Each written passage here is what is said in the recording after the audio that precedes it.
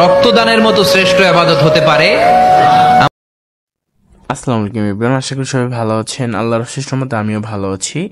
বর্তমান রাত বাজে 1টা। আমি অবস্থান করতেছি রংপুর শাপলা চত্বরে।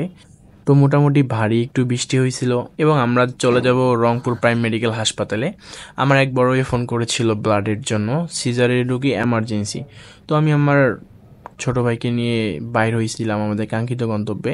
তবে রাস্তার মাঝে বিরতি, অর্থাৎ আল্লাহ তাআলার করুণায় বৃষ্টি হচ্ছে। তো আমরা পৌঁছাই গেলাম আমাদের সেই কাঙ্ক্ষিত গন্তব্যে। সাথে আছে আমার ছোট ভাইটা এবং যে ভাই আমাকে ফোন করেছিল সেই ভাইটা। তো আমরা হাঁটতেছিলাম এবং আমরা ভিতরের দিকে ঢুকতেছিলাম। তবে ভিতরের ভিউটা অত্যন্ত ভালো ছিল, যেহেতু এগুলো প্রাইভেট হসপিটাল, ভালো তো হবেই স্বাভাবিক। তো আমরা লিফটের জন্য অপেক্ষা করতেছিলাম, কারণ 7ম তলা যাইতে হবে, কারণ আমাদের পায়ে হেঁটে যাওয়া তো আর এত সম্ভব না। তাও আমরা অবশ্যই লিফটের ভিতরে ঢুকে গেলাম। হসপিটাল গেলে বোঝা যায় আল্লাহ তাআলার সুস্থতা কত বড় নিয়ামত। আর আপনারা আত্মহত্যা করার কথা ভাবেন? আপনাদের মতো মানুষ হয় না। দেখতে দেখতে চলে গেলাম আমরা বিলিং কাউন্টারে। সেখানে আমার টাকা পেড করলাম এবং পেড করার পর আমরা চলে গেলাম রক্ত ডোনেট করার সেখানে, যেখানে দেখি যে লোক সংখ্যা একবারেই নাই, সবাই হয়তো বা নিস্তব্ধ, ঘুমিয়ে ব্যস্ত। তো অবশেষে অনেক চেষ্টার পর ডেকে নিয়ে আসলাম।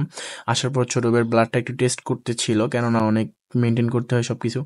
তো আল্লাহর অশেষ রহমতে আমাদের ব্লাড ডোনেট করতেছিলাম। সে সময় রাত বাজে 2:22। শহর নিস্তব্ধ, সবাই ঘুমিয়েছে। কিন্তু একটা হাসপাতালের একটা ওয়ার্ডে যুদ্ধ চলছে।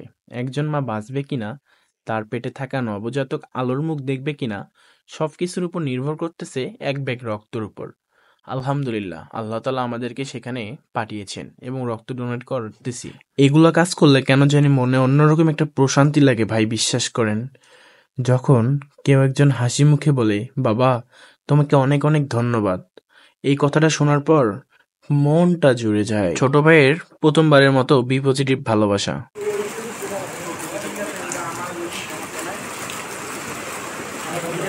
ভাইয়া এই রাতে তো ব্লাড ডোনেট করতে আসলাম, এখন রাত বাজে 2:41। তোমার অনুভূতি কেমন বলো? অনুভূতি খুব খারাপ।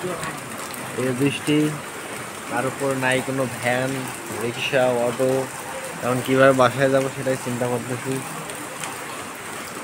এই আসু ভাইয়া, কি অবস্থা তোমার? এখন বাসায় কেমনে যাবা? দেখো রাত কটা বাজে, দেখছো 2:41 বাজে। দেখা যাক কি হয়। তোমার শরীর ব্যথা করে না? ফার্স্ট টাইম যে ব্লাডটা দিলা, এখন তোমার মানে কেমন ফিল হচ্ছে? কিছুই না, আগের মতো। অ্যাকচুয়ালি গাইস, রাত বাজে হচ্ছে 2:42। তো এমন টাইমে একটা কল আসছে সিজারের রোগী। তো আমরা আর দেরি করি নাই, তো সাথে আমরা চলে আসছি ব্লাড ডোনেট করার জন্য। তো সবাই দোয়া করবেন। আমাদের অত্যন্ত বড় ভাই একজন দায়িত্ববান এবং মানবতার ফেরিওয়ালা, সবসময় মানবিক কাজে অ্যাটেন্ড করে। সবাই দোয়া রাখবেন সবার জন্য।